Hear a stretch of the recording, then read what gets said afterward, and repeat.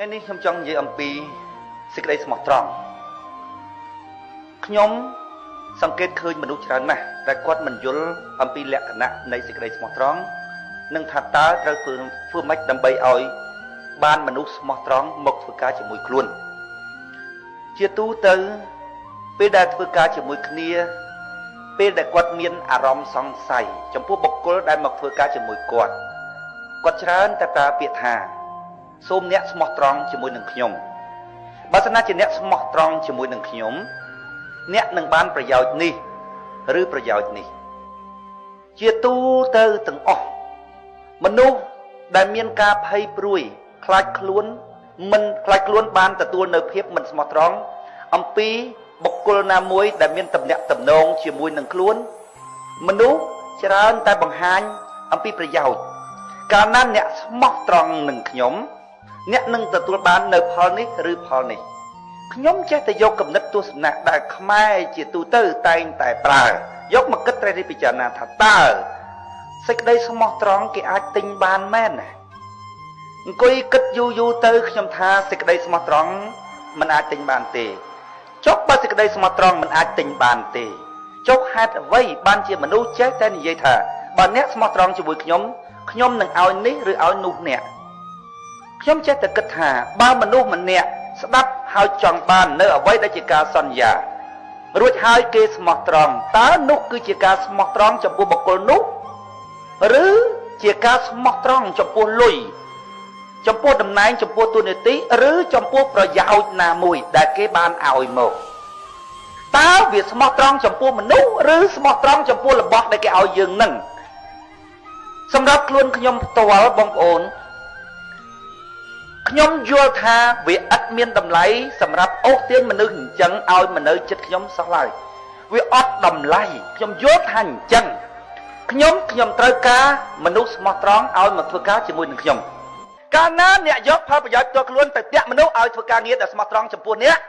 ទី1គឺអ្នកមើលងាយបុគ្គលដែលអ្នកនិយាយហ្នឹងទី2គឺអ្នកមើលងាយចំពោះខ្លួនឯងថាខ្លួនឯងហ្នឹងវាអត់មានកម្លាំងនៃសេចក្តីល្អគ្រប់គ្រាន់ដើម្បីឲ្យគេស្មោះត្រង់នឹងអ្នកដោយមិនចាំបាច់ឲ្យប្រយោជន៍អីទាំងអស់អ្នកមើលងាយខ្លួនឯងអ្នកយល់កន្លែងហ្នឹងអត់អាត្រង់ចំណុចហ្នឹងដែលខ្ញុំនិយាយថាមេរៀនដែលយើងឲ្យទៅវានឹងបានទៅជាប្រយោជន៍សម្រាប់ការរស់នៅប្រចាំថ្ងៃរបស់អ្នកបើអ្នកទាក់ទាញអ្នកដទៃឲ្យមកធ្វើការជាមួយនឹងអ្នករួចហើយដោយបង្ហាញប្រយោជន៍នេះនោះដើម្បីឲ្យគេស្មោះត្រង់ចំពោះអ្នកខ្ញុំអាចវិភាគបាននៅលើគោល2ទី1អ្នកមើលងាយចំពោះបុគ្គលដែលអ្នកចង់ឲ្យស្មោះជាមួយនឹងអ្នកដោយបង្ហាញអំពីប្រយោជន៍ទី2អ្នកមើលងាយខ្លួនឯងថាខ្លួនឯងឥតមានសេចក្តីល្អគ្រប់គ្រាន់សម្រាប់តាក់អ្នកដទៃឲ្យងាប់រស់ជាមួយនឹងអ្នកដោយមិនចាំបាច់ឲ្យអីទាំងអស់ដល់ខ្ញុំច្បាស់កន្លែងហ្នឹងបងប្អូនខ្ញុំត្រួតពិនិត្យអំពីបទពិសោធន៍អតីតកាលរបស់ខ្ញុំឡើងវិញខ្ញុំថាចុំអញតាំងពីកើតមកវ៉ៃដូចមិនដែលទៅនិយាយជាមួយនឹងអ្នកណាមួយថាអ្នករស់ស៊ីជាមួយខ្ញុំអ្នកឯងត្រូវស្មោះត្រង់ណាអ្នកឯងធ្វើការជាមួយខ្ញុំអ្នកឯងត្រូវស្មោះត្រង់ជាមួយនឹងខ្ញុំក្នុងជីវិតរបស់ខ្ញុំទាល់តែសោះបងប្អូនមិនដែលទាល់តែសោះមិនដែលប្រើពាក្យនឹងទាល់តែសោះខ្ញុំមិនដែលបានគិតផងថាអ្នកមនុស្សគួរតែប្រើពាក្យនឹងឬអត់តែវាគឺជាធម្មជាតិរបស់ខ្ញុំហ្មងមិនដែលប្រើទាល់សោះខ្ញុំគិតខ្លួនឯងឡើងវិញថាហេតុអីបានខ្ញុំមិនដែលគិតអញ្ចឹងបងប្អូនពេលព្រោះខ្លួនខ្ញុំមួយខ្ញុំមិនដែលទៅចង់បានអីពីគេទេមកធ្វើការរឿងអីមួយបើសិនជាការងារនឹងគឺជាការងាររបស់ផលប្រយោជន៍របស់ខ្ញុំផ្ទាល់ខ្ញុំខ្មាស់អៀនណាបងប្អូនខ្ញុំមិនហៅគេមកសហការមួយខ្ញុំទេយ៉ាងហោចបំផុតទៅបើការរកស៊ីក៏ខ្ញុំដឹងថាអានឹងវាបានផលប្រយោជន៍ទាំងអស់គ្នាមិនទៅលួងលោមគេឲ្យគេស្មោះត្រង់មួយយើងព្រោះប្រយោជន៍ផ្ទាល់ខ្លួនរបស់យើងទេគឺអ្វីដែលគេធ្វើការវាស័ក្តិសមនឹងទទួលបាននៅអ្វីដែលគេត្រូវទទួលបានបើគេធ្វើការប្រមាណមកអ្វីដែលគេទទួលបាននឹងវាស័ក្តិសមតែហ្មងដល់ពេលអញ្ចឹងខ្ញុំដូចអត់មានចិត្តទៅប្រាប់គេថាអ្នកត្រូវតែស្មោះត្រង់អ្នកបាននេះបាននោះពួកខ្ញុំអត់ចង់បានអីពីគេបើហោស៊ីចូលគ្នាផងតែឲ្យគេមែនហ្នឹងដល់ពេលអញ្ចឹងដូចអត់មានអីដែលត្រូវនិយាយប្រាប់ថាអ្នកត្រូវស្មោះត្រង់មួយខ្ញុំអត់មកអត់ដែលហ្មងក្នុងជីវិតរបស់ខ្ញុំឃើញមនុស្សច្រើនណាស់បងប្អូនច្រើនតែនិយាយអញ្ចឹង bên này ai xem thoáng mười nhóm á này ai nâng ban đi rồi ban nụ nhóm chết từ nó không chết ta sẽ cái đây xem thoáng ai tinh đâu ban men nè nhóm cất sọc tới chúng ta tệ ọt để thò mà chết sẽ cái xem thoáng ọt ai tinh đâu ban tệ cháu hát ở vậy ban chỉ biết nhẹ khá là bé đã kịp rap bị bây giờ đứng xem mà khơi việc tròn nhóm tha thò mà chết bảo vì ọt tròn ấy đôi sẽ lại với ọt tròn ấy bên tay bao giờ chỉ dương tròn tròn dương cho mà kiệt vì hái rủi đâm tay cô từ can buôn bèm cho nam khởi máu bằng vốn dương quát tay cô nâng tranh tới sẽ lại nâng cả ngẹ cả ngọ bên nhà đá cái tha công put rồi lái công và đỡ sẽ khôi vì cứ chỉ một nốt đây mình smart tròn bên tay đôi sao việc trong ban và giỏi ấy bị dương anh nâng tay cô đỏ mất nè vì không phận smart tròn từ ngày nào đặt và giỏi đứng là bộ tay cô máu nghe đá luôn chẳng nhom vô theo cái đây smart tròn tình bản ấy sách cái đấy smart tròn cứ chia cả đồ miền tầm lại bằng ôn group tầm nhạc tầm nông đó cứ chia cả đồ miền tầm lại đó cho nên công rùm phấn ông pi bọc cô thao tiếp ở sọt nông tầm nhạc tầm nông group bên đâu tầm ong bằng ôn sách cái đấy smart tròn cứ chia cả đồ đại miền tầm lại này đó cho nên bằng ôn công rùm phấn pi sách đấy smart tròn ba nhạc ba loạt nông chất là bao nhạc thà nhạc cứ chia bên đâu đại miền tầm lại group còn hỏi nhạc trâu chưa chắc lơ tầm lại rồi bao nhạcถ้าคือตำไรระบบเนี่ยนี่ให้เวียก็จะเนี่ยดอมเมียนประสิทธิภาพบำเพ็ญสำหรับเตะมนุษย์ละอ้อเอามาทำการเจียมวยหนังเนี่ยน้อยมันจะมาเอาไอ้ต่างหากเป็นน่าจะเนี่ยเด็กมนุษย์ละอ้อนะบ้านมนุษย์อัดละอ้อกลมยกใส่กระไดละอ้อระบบเนี่ยแต่เตะมนุษย์จังเมามนุษย์อักระตัวโยเลยโยไปยาวแต่เตะเวียบ้านเวียเมาสำหรับយើងគឺជាមនុស្សមានតម្លៃមនុស្សអញ្ចឹងបងប្អូនអត់មានតម្លៃសម្រាប់យើងទេអញ្ចឹងឲ្យវាទៅមិនបាច់ឲ្យវាមកទេបើយើងច្បាស់ថាយើងគឺជាមនុស្សមានតម្លៃហើយបងប្អូន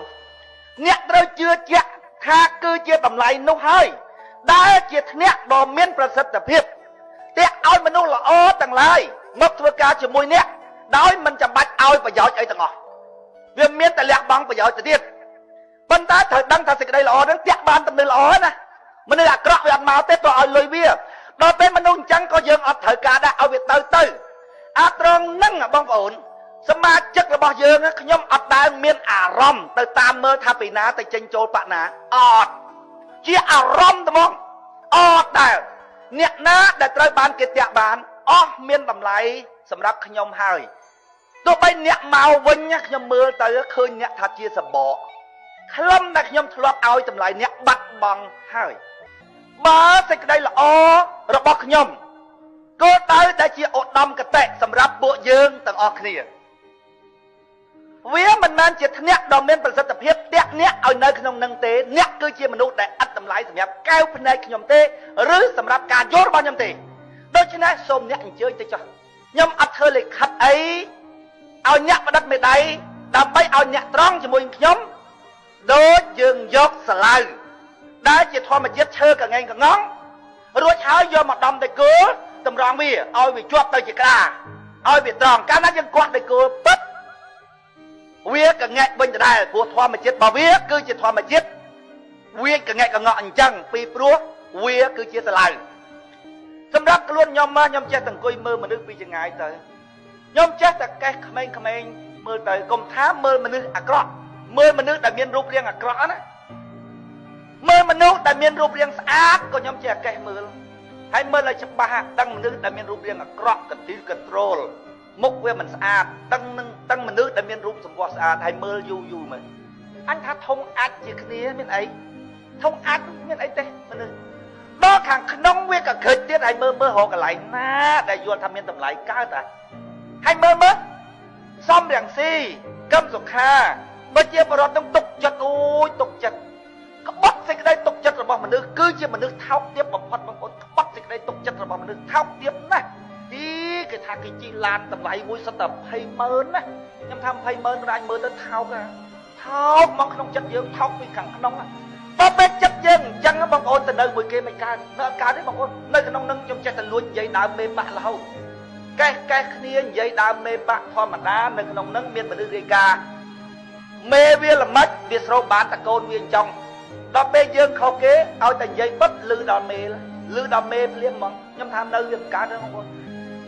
មនុស្សហ្នឹងវិញគួរតែមានរឿងអីក្នុងចិត្តអាចនិយាយបានវិញហើយនេះអញមានរឿងក្នុងចិត្តនិយាយបានព្រោះរឿងអីវិញព្រោះរឿងខ្លាចបាត់កៅអីតំណាងរាស្ត្រហ្នឹងដូចគ្មានម៉ែអញចងភ្ជាប់មកពីក្នុងពោះអីទេវិញហេស៊ីបាយមួយថ្ងៃ3ពេលទេវិញល្មមរស់បានអញខ្ជិលអញចេញទៅក្រៅតោមកតំហឹងទៅ